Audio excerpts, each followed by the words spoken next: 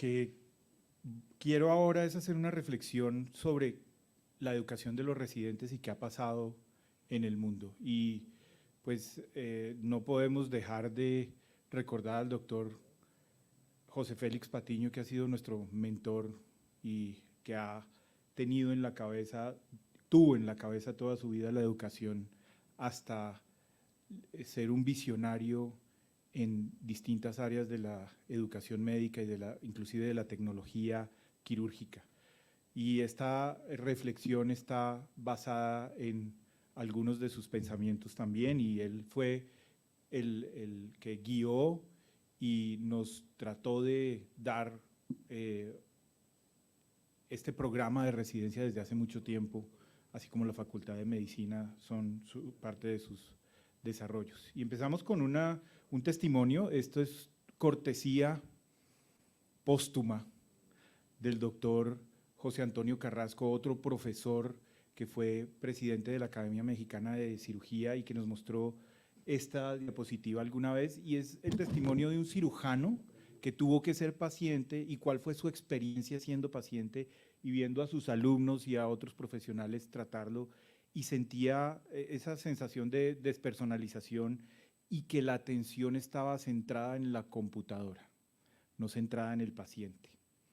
Y pues podemos ver que el reto que tenemos y que hemos tenido por muchos años ha sido los cambios que sucedieron desde el siglo XX, como la medicina, la práctica nuestra, se vio impactada por una cantidad de situaciones externas que han hecho que en algunas situaciones haya una despersonalización, demora en la atención, que la dependencia de terceros haga que para los pacientes sea más difícil acceder al médico con recursos y tiempos limitados, una muy alta demanda que ha hecho que la pérdida de la relación médico-paciente sea un factor determinante. Y estamos viendo situaciones hoy en día que nos hacen preocuparnos aún más por nuestra práctica y por la educación.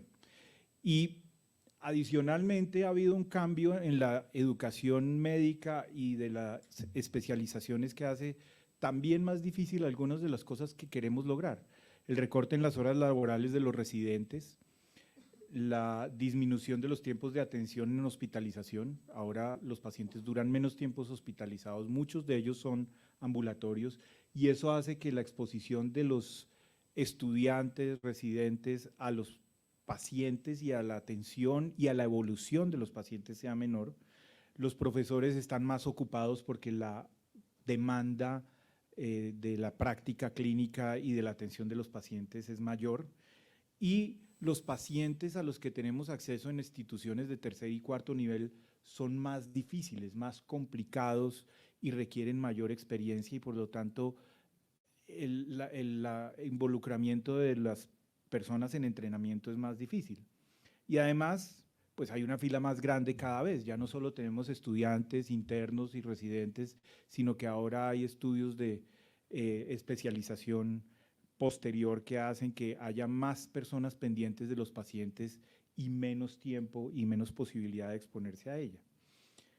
Y además la sociedad nos pide más cosas. Los gobiernos, las sociedades de pacientes inclusive se han hecho más vocales y exigen más de todos nosotros. Las sociedades científicas han encontrado formas de mejorar la atención de los pacientes y eso se vuelve una exigencia también en el aprendizaje, y los desarrollos tecnológicos. Además, los pacientes ya consultan al doctor Google antes de ir a la consulta. Entonces, el manejo de la formación, la educación y la información se vuelven más difíciles. Y a eso además estamos enfrentados al hecho de que la información y la investigación médica han crecido de manera exponencial. Yo era estudiante de medicina, venga, les digo dónde, por el año 87 u 89, y miren hoy lo que sucede.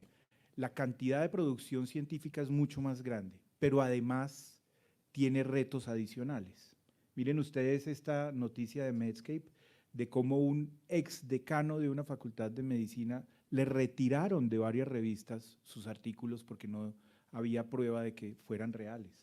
Entonces, además estamos enfrentados a decidir si lo que estamos leyendo es real y está respaldado. Entonces cada vez tenemos que saber más para poder aprender más. Y esto es viejito, pero es importante. En el 2013, varios cirujanos, los autores que ustedes ven allí son personas muy importantes de la Academia Norteamericana, hicieron una encuesta para evaluar a los cirujanos generales que iban a hacer estudios de fellowship, que iban a hacer una subespecialización, y cómo veían los jefes de los departamentos a estos candidatos. Y miren las respuestas que dieron en varios aspectos de la formación de los cirujanos. Da pena leerlo, pero léanlo ustedes porque es preocupante. Esto es de 2013, pero es una situación que representa cómo la formación del cirujano, y seguramente de otras especialidades, si hacemos la misma encuesta, es retadora, porque todos esos obstáculos que vimos probablemente terminan viéndose representados en esto. Y una cosa que me hizo reflexionar a mí fue la pandemia. Yo creo que con todos los estudiantes internos y residentes tenemos una deuda, porque para todos fue muy difícil enseñar en ese tiempo, y para ustedes, me imagino, fue muy difícil aprender. Y esto probablemente es una deuda de los profesores en entender cómo debería ser la educación médica, y esto ha traído cambios, obviamente, en la formación de los médicos y de los cirujanos. Y además, miren ustedes, esto es tomado de una página que se llama Reporte Específico de Cirujano de Resultados. Si ustedes entran a las páginas del NHS, pueden ver qué ha hecho el cirujano que ustedes van a ir a ver, cómo le ha ido. Esto es específicamente de cirugía bariátrica, y ustedes pueden buscar distintos aspectos de la práctica del cirujano. Ahí está el nombre de esta doctora, que yo la conocí en mi entrenamiento, y que ahora se dedica a la cirugía bariátrica, y les puede decir qué tipo de cirugía hace, cuáles son los resultados, cuál es la mortalidad. Entonces, fíjense ustedes que el reto de la práctica se ha vuelto más importante, y ser más juicioso en la formación y en el tratamiento de los pacientes se ha vuelto más importante.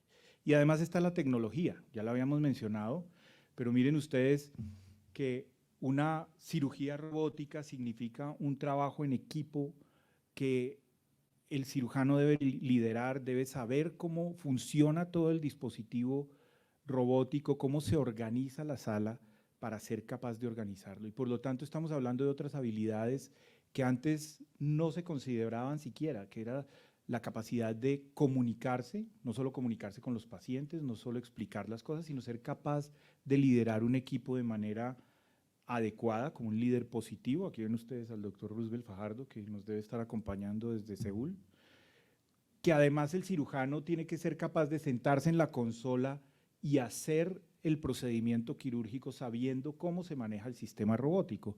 Entonces la tecnología además nos está poniendo una cantidad de retos para formar a nuestros residentes. Y entonces en el siglo XX, y esto es teoría educativa muy conocida, la educación de los adultos se basa en construir sobre lo que ya saben e ir mejorando sus conocimientos, en crear métodos de educación que le permitan trabajar directamente con sus pacientes y estar expuestos a ellos. Pero lo que hemos aprendido además en estos últimos 30 años es que ese aprendizaje debe ser autodirigido. Tenemos que enseñarle a nuestros estudiantes y residentes a ser capaces de seguir aprendiendo el resto de su vida. Tienen que aprender las competencias de ser cirujano, en el caso nuestro, y deben ser durante su formación capaces de recibir la responsabilidad de determinadas acciones que se deben delegar de manera objetiva, y además deben cumplir metas de trabajo. Es decir, lo que ha cambiado desde que yo era residente, que nos decían, caíamos en paracaídas en un servicio a rotar y nos decían, aquí está el programa, esto es lo que hacemos, vaya con el doctor fulano, y uno caía corriendo, uno aterrizaba corriendo y tenía que coger en la marcha lo que debía aprender sin una preparación específica. Y estos son los programas activos ahora en Colombia. Fíjense ustedes que todos tienen una duración de 4 años u 8 semestres, pero miren la variabilidad que hay en el número de créditos, por ejemplo, y en cómo están organizados los programas. Al lado derecho ven ustedes el número nuestro, este es el que hemos propuesto y es lo que está en este momento en estudio en el Ministerio de Educación, que son 264 créditos.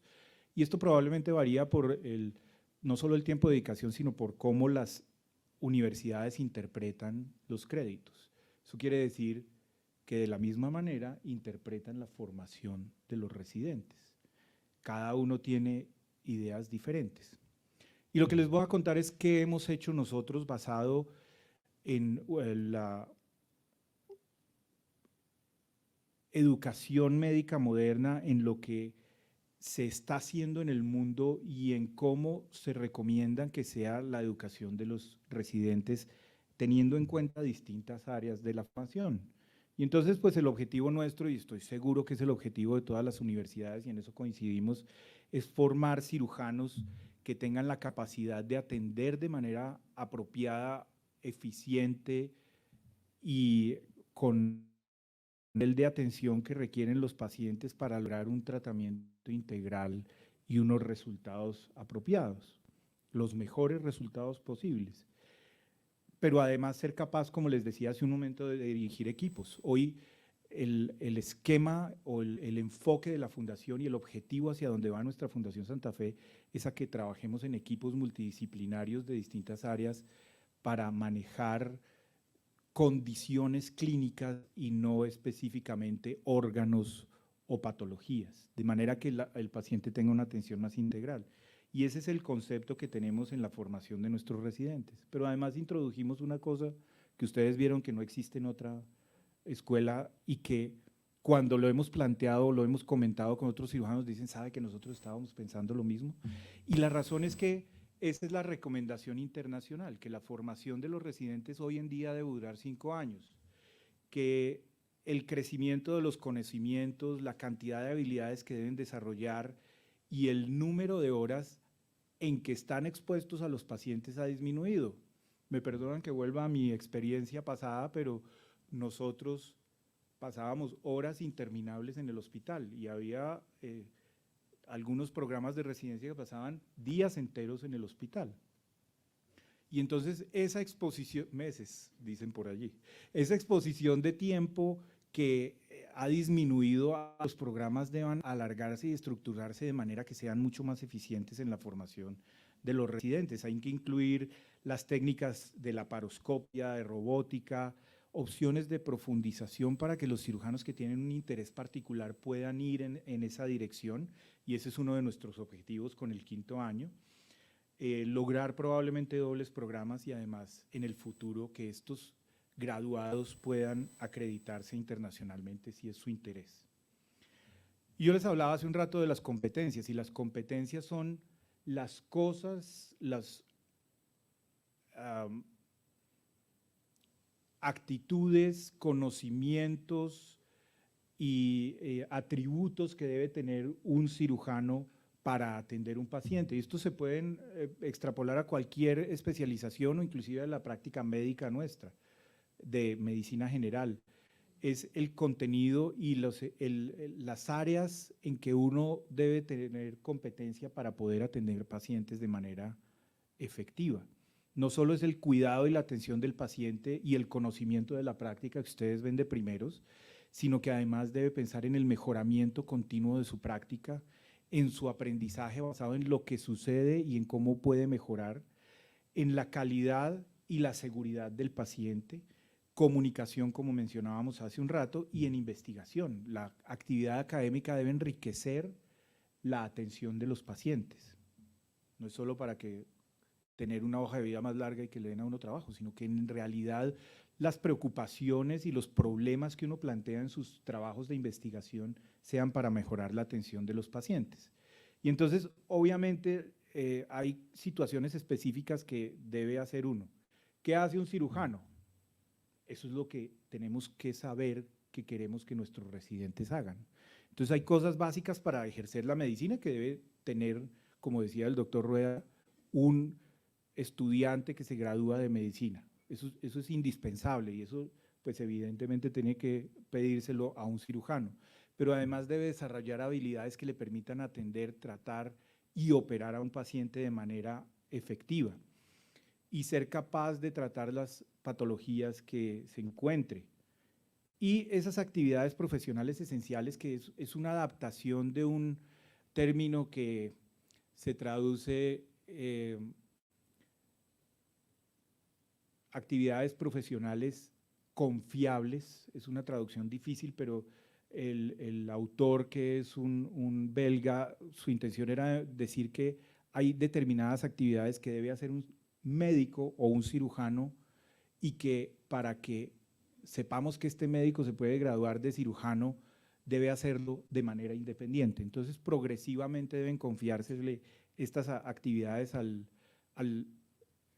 médico en entrenamiento para que demuestre que es capaz de hacerlo y para que él se demuestre a sí mismo que puede atender a su paciente. Y además hay una cosa que llaman milestones, que es otro desarrollo de educación de los últimos décadas, que es cómo medimos que efectivamente el médico está desarrollando esas habilidades para ser cirujano. Y milestone significa una meta, una piedra angular de una situación específica. Entonces, es cómo este médico llega a desarrollar esas habilidades. Y es posible que un residente de 2 semanas no sea capaz de desarrollar algunas de las actividades que un cirujano hace, pero la idea es que en ese transcurso de su formación vaya siendo cada vez mejor en hacer determinadas actividades y que al final de su residencia podamos decir, yo le puedo confiar a este cirujano, a este residente, una cirugía o un paciente o una actividad específica que demuestra que es capaz de ser su práctica independiente. Y una parte fundamental de la formación, y aquí vuelvo sobre algo que mencionaba el doctor Rueda, es la simulación. ¿Por qué? Porque es la forma de aprender de manera experimental y de manera significativa, es decir, que uno lo recuerde las experiencias que debe tener. Y pues ya dijimos cuáles son los problemas que tenemos hoy, además de que nos toca irnos para la casa, pues entonces no nos podemos quedar metidos en el hospital viendo las cosas, eso es lo que en teoría sucede, aunque no todos los programas se cumplen, pero eso es lo que en el papel existe. Y la idea es que puedan llegar mejor preparados a cada procedimiento, con mayor eficiencia y dominio de la técnica, que puedan desarrollar otras habilidades que se pueden desarrollar a través de simulación, pero además que no les toque como nos tocó a nosotros, que si Elsa, que está aquí, puede decirlo, la primera colecistectomía que nos iban a soltar es una colecistitis Tokio 3, pues probablemente este paciente no va a tener el mejor resultado en las manos que teníamos hace, no vamos a decir cuántos años. Entonces, lo que permite la simulación es una práctica segura. Yo me puedo equivocar 16 veces y finalmente aprender y cada vez que repita el procedimiento hacerlo mejor, con distintos tipos de simuladores, con distinta fidelidad, con modelos animales o en cadáveres humanos, de manera que yo pueda desarrollar esas habilidades y el día que yo llegue a cirugía no están todos los miembros de la sala sufriendo o el anestesiólogo pensando a qué horas puede cerrar la llave de la anestesia, sino que yo soy capaz de hacer el procedimiento de manera eficiente y con la guía de un profesor atender a un paciente de manera adecuada. Pero sea que lo hagamos con simulación o no, todas las actividades deben ser parte de un currículo. Roberto mencionaba el currículo oculto y lo que hemos tratado es que eso que está escondido llegue a la superficie para que sea evidente. Estamos haciendo un contrato en el que nosotros le ofrecemos al residente una formación y esa formación es transparente para el residente, sabe en qué se está metiendo, qué le estás ofreciendo y a qué se compromete también, de manera que la formación sea completa y humanísticamente todo sea transparente. Y estas actividades finalmente se enmarcan en la práctica deliberada, que ya les voy a explicar un poquito más qué significa eso. Y el reto más grande de todo esto es que muchos de nosotros no sabíamos de qué estábamos hablando hasta que empezamos a estudiar estos temas y a profundizar en de qué manera se forma un residente adecuadamente. Y entonces tenemos que entrenar a quienes van a entrenar a nuestros residentes, porque es absolutamente indispensable saber qué les vamos a enseñar y cómo los vamos a evaluar. Nuestras evaluaciones eran una hojita que el cirujano miraba al final de las rotaciones y lo miraba a uno y decía, y ponía si le cayó bien, si lo vio operar alguna vez, si lo vio resolver alguna situación específica, pero no era una cosa estructurada que nos permitiera saber qué sucede. Y entonces nos vamos a enfrentar a muchos retos en la vida y ahí es donde los mensajes se cruzan un poquito en ese semáforo que no quisiéramos encontrarnos en una calle. Uno a veces no sabe por dónde coger porque se encuentra situaciones complejas, situaciones que hacen que la atención del paciente dependa de qué tanto hemos estado expuestos y qué tanto hemos aprendido y qué tanto sabemos de solucionar un problema específico. Y por lo tanto, uno debe desarrollar, y nosotros como profesores debemos desarrollar esa habilidad en los residentes y en los estudiantes de cómo buscar maneras de aprender de manera continua, cómo buscar las oportunidades, qué quiero hacer yo en la vida y cómo puedo buscar el camino para llegar a hacer eso de manera adecuada.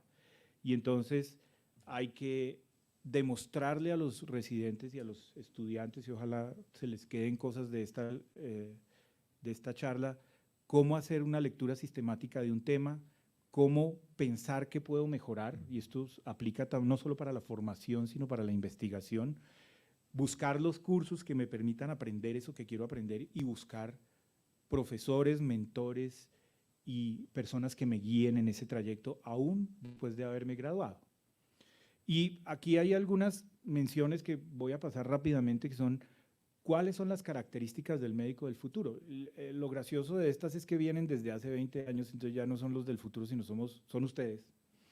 Pero los diferentes órganos en el mundo han planeado cómo hacer que la formación médica y el trabajo de los médicos tenga transparencia, que el médico aprenda de sus errores, pero además busque mejorar sus habilidades y se mantenga al día en la formación, y que el médico entienda que es responsable por sus acciones.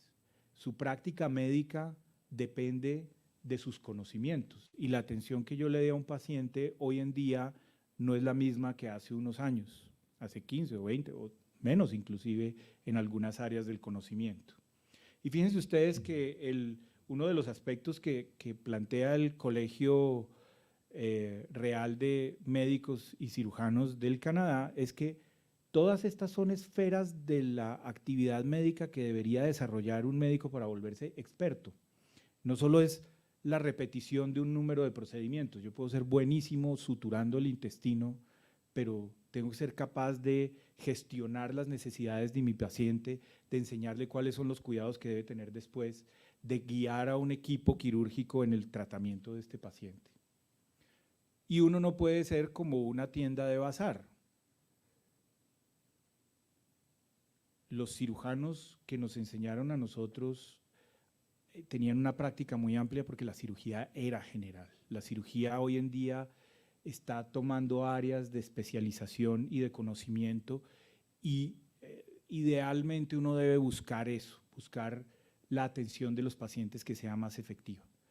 Probablemente nosotros que hacemos práctica de cirugía general y hacemos turnos de cirugía general y por lo tanto atendemos pacientes, tenemos que tener un espectro amplio de conocimiento, pero además debemos buscar áreas que nos permitan hacernos mejores en cosas específicas.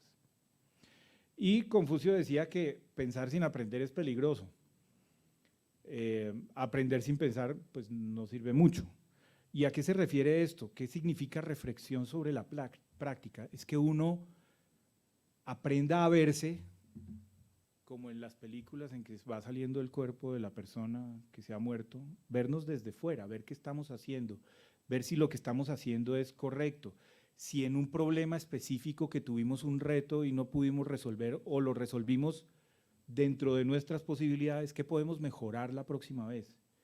¿Cómo podemos hacer que el paciente que tenemos a nuestro cuidado, al próximo paciente le vaya mejor. Y eso se llama metacognición, que significa pensar sobre el propio aprendizaje o sobre los propios pensamientos. Y es reflexionar, es el feedback famoso, que no solo debe venir de fuera, sino de uno mismo. ¿Cómo me fue en esta cirugía? ¿Cómo traté al paciente en esta consulta? ¿Será que sí le expliqué lo que necesitaba? ¿Será que no le expliqué bien porque yo no sabía bien lo que tenía que explicarle?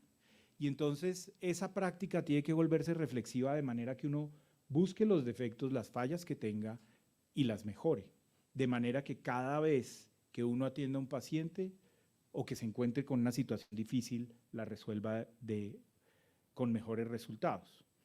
Y esa reflexión sobre la práctica es una cosa que se aprende también. Entonces es nuestra responsabilidad enseñarlo y pues toca aprender, porque uno no reflexiona todo el tiempo sobre lo que hace y esa es una cosa que es otro músculo que hay que ejercitar repetidamente.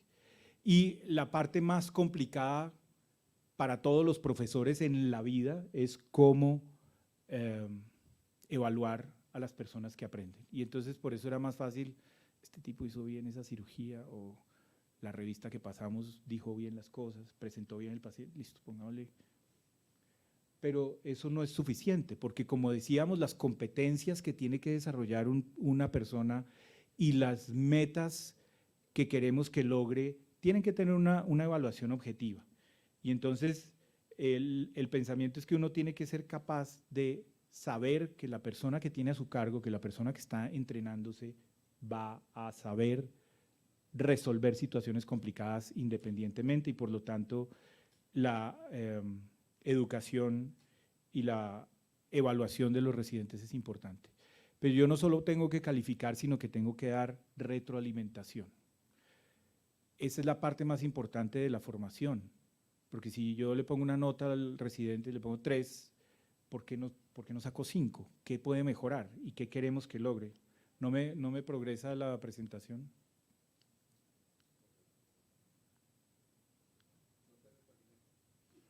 No me retroalimenta. Y entonces ahí vuelve ese punto muy importante que estábamos hablando y es que hay que saber evaluar, hay que saber calificar y además hay que saber retroalimentar. No es, bueno, chino, ni no sea tan bruto, sino hay que hacer una evaluación estructurada de qué hizo bien, qué hizo mal y poder deconstruir un procedimiento quirúrgico de manera que el residente sepa qué tiene que hacer la próxima vez. Y entonces volvemos al punto, ¿qué queremos que sean los cirujanos? ¿Qué queremos que aprendan? ¿Qué competencias queremos que tengan? Eso es lo que tenemos que evaluar, no es un examen escrito de falso y verdadero, porque eso no evalúa cómo yo opero, cómo yo atiendo, cómo yo enseño a un paciente o a un equipo quirúrgico y por lo tanto tenemos que evaluar no solo los conocimientos, sino las habilidades técnicas, pero tengo que evaluarlas de manera objetiva con una herramienta que me permita decidir que efectivamente ese residente sabe o no sabe. Igual con las destrezas quirúrgicas, las habilidades de comunicación. Y para eso hay una cantidad de herramientas que no es parte de la charla, pero que es importante saber que existen. Y si uno no estudia y no aprende y no le enseñan, no sabe que existen y no puede calificar efectivamente. Entonces, los profesores tenemos que aprender a enseñar, a transmitir, a reflexionar y a calificar. Y entonces hay habilidades que son más difíciles de calificar y que probablemente requieran de un equipo más grande. ¿Cómo se sintió el paciente? La enfermera piensa que lo que estamos haciendo en el piso, cuando evolucionamos, cuando formulamos, cuando pedimos un trabajo en equipo, lo estamos haciendo bien. Y entonces se están volviendo unas evaluaciones 360 ahora que participan varias personas para decidir si uno lo hace bien. Y por supuesto está el número de procedimiento y para eso hay bitácoras y otras formas de medirlo. Pero lo más importante es que recordemos que lo que vamos a hacer y lo que deben esperar los residentes y debería ser la relación entre profesores y residentes, que vamos a observar su práctica, calificarla de manera objetiva, evaluarlo efectivamente y lograr esas habilidades que queremos que tengan. El doctor Jeffrey Ponsky, que es un cirujano muy importante de Estados Unidos, que fue un profesor y académico toda su vida, decía que cuando empezaron a desarrollar este tipo de herramientas, había residentes que antes no sabían que habían pasado por un servicio, decían, ¿quién es ese? Y no se acordaban.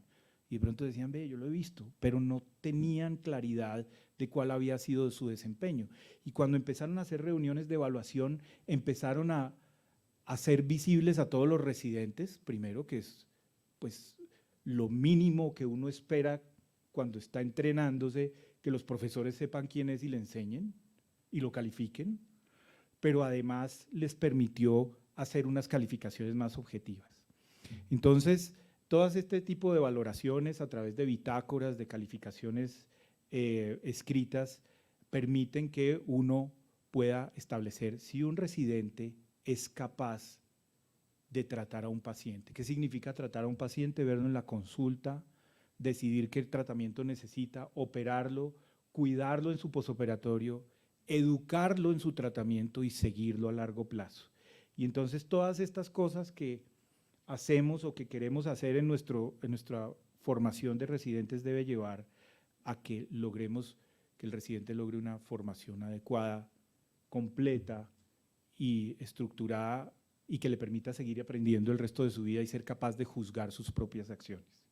Entonces, pues la educación en cirugía y en medicina ha progresado, la educación médica y la investigación en educación médica son una ciencia, hay revistas enteras, hay investigación y hay técnicas, no es solo yo enseño lo que me enseñaron y me trataron bien o me trataron mal y eso es lo que transmito, sino que hay una cantidad de cosas que en el tiempo han mejorado, hay una cantidad de fuerzas externas que influyen cómo debemos aprender y que hacen que seamos más responsables además, y el contenido de la práctica y cómo se juzga esa práctica es importante. Y los currículos de hoy en día no deben hacer que ese currículo oculto se vuelva evidente y que cada uno sepa que tiene que aprender a comunicar, a educar, a solucionar de situaciones que hoy se están volviendo más evidentes, y es cómo vamos a administrar ese tratamiento de nuestro paciente y tener una capacidad para aprender y seguir juzgando mi propia práctica el resto de mi vida. Muchas gracias.